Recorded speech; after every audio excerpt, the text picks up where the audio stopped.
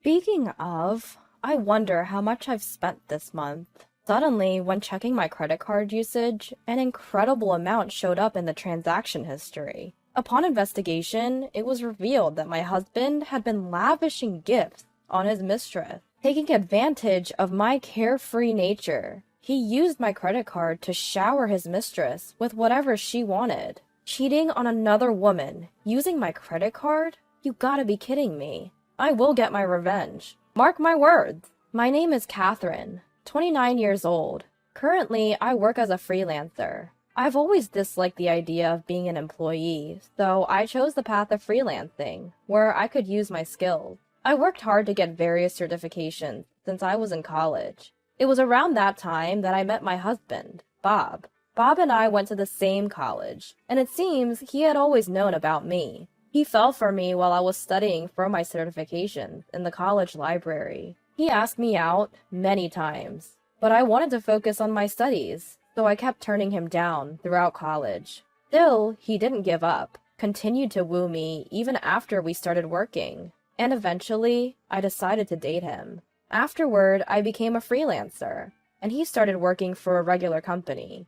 After 3 years of working, we got married, and it was 4 years ago. And now we lead a somewhat unique married life. Generally, I work from home, but since I was never good at housework, Bob and I shared the chores. Thankfully, I have been getting a lot of work assignments recently. When I was on tight deadlines, Bob would take care of almost all the housework. One day, while I was working in my room, there was a knock on the door, and Bob called out, "Catherine, dinner's ready." "Ah, thank you. I'll wrap up in a bit." "Got it. I'll clean the bathroom while waiting for you to finish." "Much appreciated." "Thanks, Bob." "It's no problem. You're the one earning for us. Let me at least do the chores during busy times." "Okay, thank you." As my husband said, I do earn a considerable amount. Not to brag, but I earn more than triple what my husband does working for a regular company. So I cover most of our living expenses. If my husband pays for anything, it's the occasional dining out.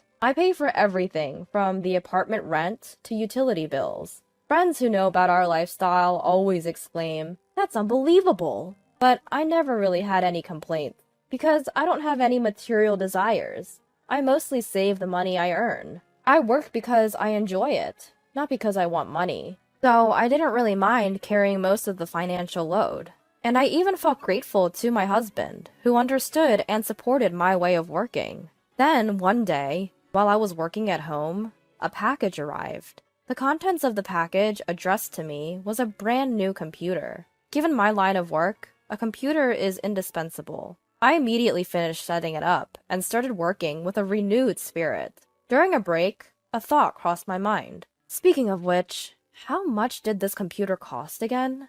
I bought it last month, and I've already thrown away the receipt. It's embarrassing, but I am quite a careless person and do not have a habit of keeping track of household expenses. I have no clue how much I'm spending each month. To check my card usage, I logged into my card company's app on my phone. Looking at the statement, which I hadn't done in several months, I thought, I'm not spending as much as I thought. This computer, by the way, was purchased with my main credit card. I have another credit card in my name, which is used for daily expenses and groceries, so my husband usually carries it around.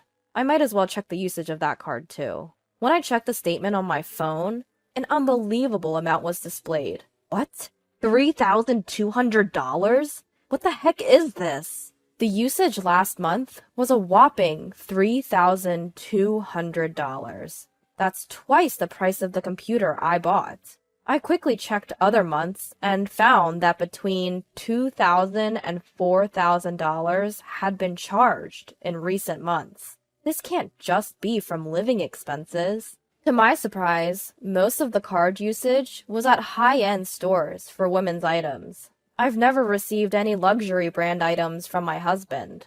I had never suspected my husband before, but this is too strange. No way. Is Bob having an affair? The shocking reality made my head spin. Despite the shock, curiosity got the better of me, and I began to meticulously check each statement. Looking in more detail, I found charges from a travel booking site. He seemed to be booking frequently on the site, spending a considerable amount on accommodations.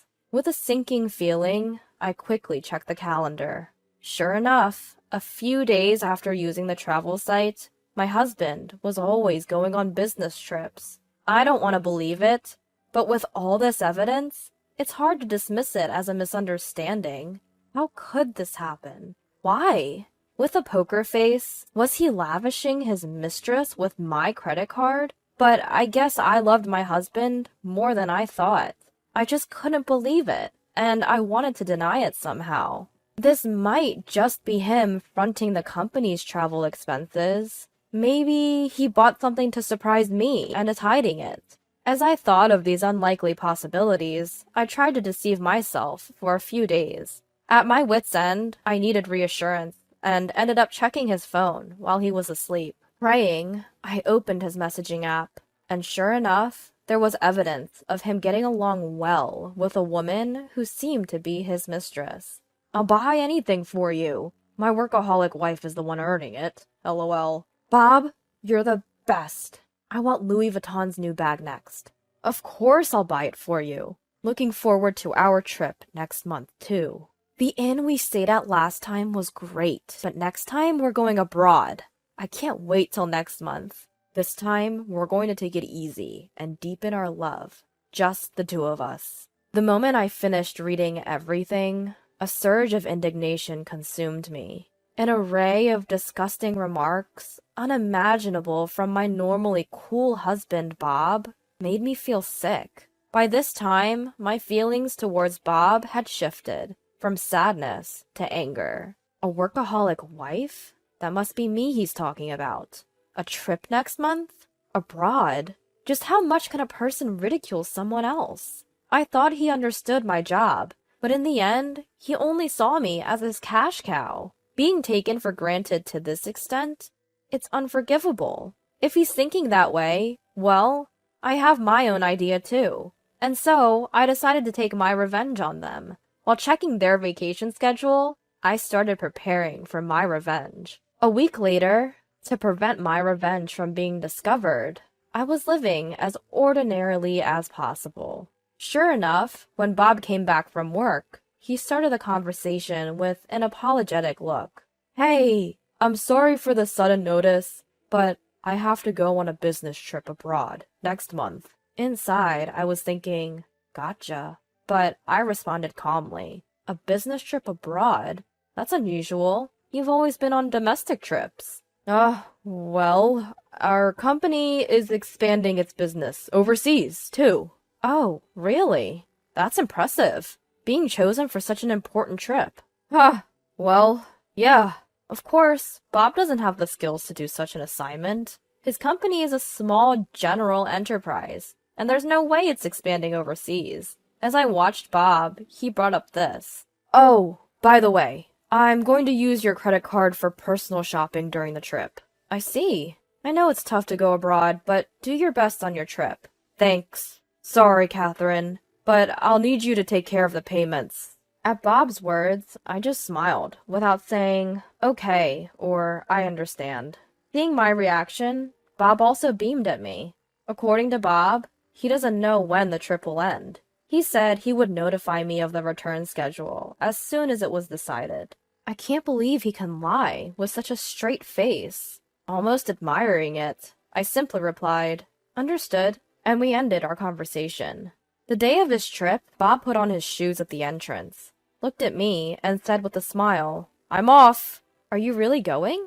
"What's the matter, Catherine? Are you gonna miss me?" "It's not like that, but I wonder if you're really going." "It's work. Understand that. I'll buy you a souvenir." Insisting it's a business trip while actually it's vacation with mistress? And still, he was trying to lure me with a souvenir. To him, I coldly responded, "Take care now. Bye-bye." At those words, my husband wore a curious expression, but ultimately said, "I'm heading out," and left our home in high spirits. From there, I began hastily tidying up the house. I packed all my belongings into boxes and shipped them to my parents' place. I had already informed my parents that I was divorcing Bob and would be leaving this house. While my mom and dad were furious with Bob, akin to a roaring blaze, I explained to them that I had a plan for vengeance on my own and would hire a lawyer to collect the money he used on his mistress.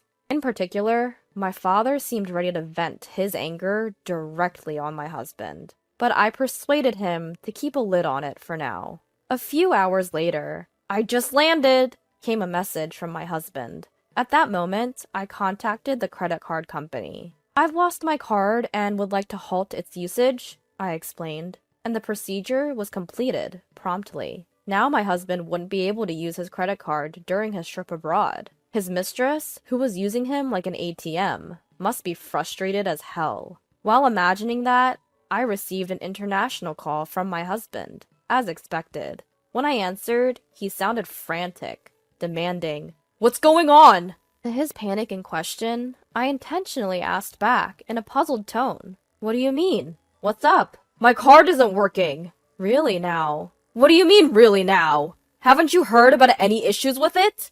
"Issues?" "It's bizarre. I was able to use it to buy my plane ticket." Annoyed, my husband complained, to which I calmly explained, "It's not a glitch. I contacted the car company and had your card stopped." "What? Come on, Catherine. Quit joking around." Why would I joke about this? Clearly, your card isn't working. Isn't that obvious? Over the phone, my husband seemed bewildered for a moment, but quickly realized the gravity of the situation. He was so startled that he yelled at me with a volume I'd never heard before. "Stop messing around! I told you I'd be using the card during my business trip, didn't I?" "Oh, did you mention something like that?" "Why the hell would you cancel it then? I can't pay for my accommodation or buy anything now." "Yep, that's true. But did I say you could use it?" "What? You? Stop messing around!" "In the first place, why should I cover the expenses for your little affair?" At those words, my husband was rendered speechless. He probably hadn't even considered that I was aware of his infidelity. "Why? No, since when?" he stammered, his voice shaking with confusion. To that, I cut in. "Anyway, I'm divorcing you." "What? Divorce? You're joking, right?" Why would I lie about it at this point? I can't be married to someone who cheats. "No! Wait! I didn't mean—" "Whatever your intentions are, it doesn't matter. I've already hired a lawyer, so if you need to talk to me about anything, go through him. Goodbye." As I went to hang up, my husband cried out in desperation, "Wait! Please!" It seemed he had finally caught on an important fact. His voice shaking, he pleaded with me. "What happens if the card is blocked? How am I supposed to get home?" "You finally realized?" "You mean, Catherine, you did it knowing all about it?" "Of course. Did you think I wasn't checking the credit card statements?" "No! No way!" My husband's alarmed voice must have reached his companion, because a woman's voice suddenly shrieks from the other end of the line. "Hey, what's going on?" And desperately, he was trying to calm her down. Just hang on a second. I'll sort this out." "And how do you plan on doing that if we can't get back to Japan? You're going to take responsibility for this. You're totally useless." He seemed terrified at the idea of their relationship falling apart. With a pleading voice, he begged me for help. "Please, Catherine! Please forgive me." "Forgive you? Not a chance." "Don't say that! Please! We won't be able to go back to Japan if things stay like this. You heard her, didn't you? Please, for my sake." "Huh? For your sake? Wow, you've never pleaded like that for me." He prioritizes his own security and that of his mistress over an apology to me. I had lost all patience with him and let him have it with some cold, hard words. Why should I spend my money on you and your lover? It's ridiculous, however you look at it. "But blocking my card is harsh. I'm overseas, you know. What am I supposed to do if I can't get back home? What about my job?" "Are you serious? Before we talk about your job, how about an I'm sorry? How much more do you plan to insult me? I'm not working for the likes of you, you scum." "Catherine, please, calm down. Shut up. Just so you know, I won't forgive you, no matter what. I'll make you pay me back every penny you spent on her. I'll do whatever it takes to ruin you. Understand? So just stay out of my life forever, you cheating piece of trash. I hung up without waiting for a reply, blocked his number, and completely cut off all communication with him.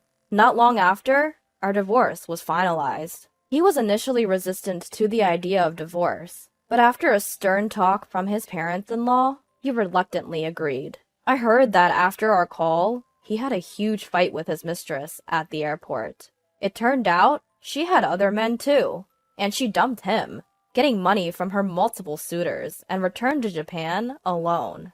Left behind, my ex-husband had no choice but to contact his parents and have them deposit money into his credit card account so he could return home. Word of their affair spread quickly around the office, as she also worked there. Did you hear? Those two were having an affair. He's married too. How could he do that? I heard she's been seeing many men. Seems like it. She moved on to another married man and dumped him, just like that. I have no sympathy for him. As a result, his mistress, a temp worker, got her contract terminated, and Bob was moved to a less relevant position at work. His salary dropped as well, making it a total mess for him. No matter how this turns out, I'm determined to have both of them pay me what they owe me in full. Of course, I intend to recover all the money that Bob has spent so far. I won't hear any excuses for not being able to pay. I'll do whatever it takes to squeeze every last penny out of them. They can regret their carefree affair as much as they want. As for me, I've moved back to my parents' house, and I'm living with them now. Once the issue of the damages is settled, I plan to live comfortably by myself. From now on, I want to dedicate myself entirely to the work I love.